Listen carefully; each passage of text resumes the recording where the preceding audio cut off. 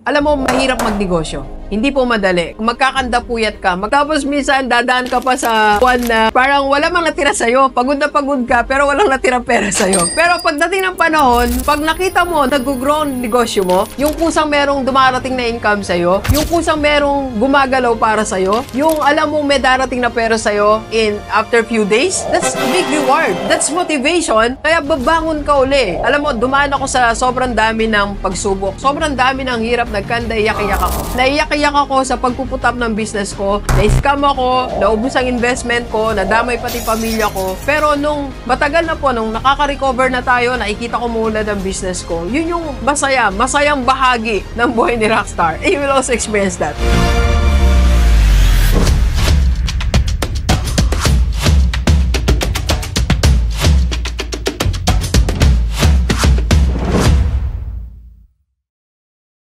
Universe, you have enough reasons para simulan mo na ang negosyo mo. Pag-usapan natin, inati ko po to sa 4 na category. First is, let's start with reward. Alam mo, pag nagsimula ka ng negosyo mo, imagine mo, nakikita ka ng 1 million in 3 months, in 6 months, in 1 year. Or baka in 1 month, kitain mo ang 1 million.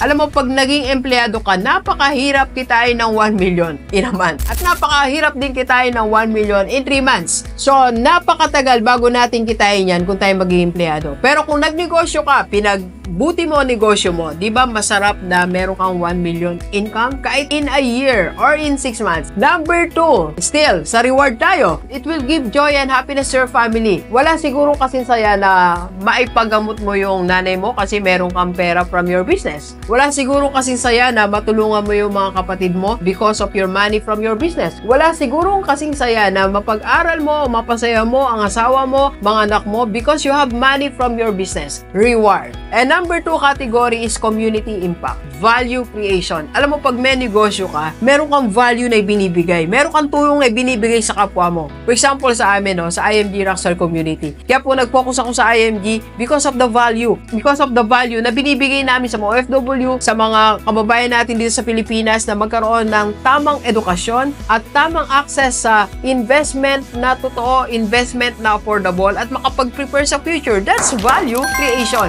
So, hindi rin yun kayang bayaran yung tulong na naibibigay mo sa kapwa mo or dyan sa community mo. And of course, giving livelihood to the people. Imagine mo, nakakapagpasweldo ka sa 10 tao, nabigyan mo ng opportunity. Nakakapagpasweldo ka o nakakatulong ka sa 20 tao, nabigyan mo opportunity na magkaroon ng trabaho. And third category is the motivation part. Alam mo, mahirap magnegosyo. Hindi po madali. Kung magkakandapuyat ka, magkakanda-praning-praning ka. Minsan halos mawala ka na sa sarili mo. Mahirap po talaga. Tapos minsan dadaan ka pa sa buwan na parang wala mang natira sa'yo. Pagod na pagod ka, pero walang natirang pera sa'yo. Pero pagdating ng panahon, pag nakita mo, nag-grow ang negosyo mo, yung kusang merong dumarating na income sa'yo, yung kusang merong gumagalaw para sa'yo, yung alam mong may darating na pera sa'yo in after few days, that's a big reward.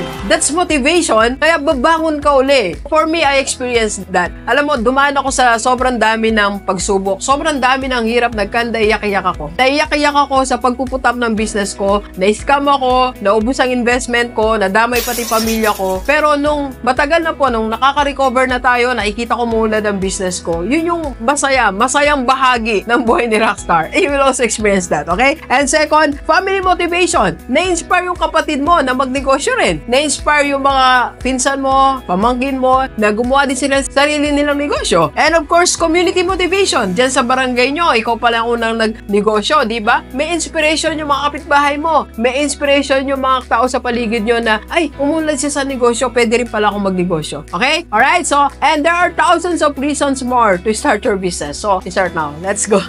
Kape po tayo. Thank you for watching. We are inviting you to attend our free webinar on how to save and invest the right way para magkaroon ka na ng investment sa mutual fund and maka-start ka na ng Kaiser mo. Ang Kaiser 3-in-1 po yan. May healthcare, life protection, and investment. PM na sa personal FD ko. Let's go!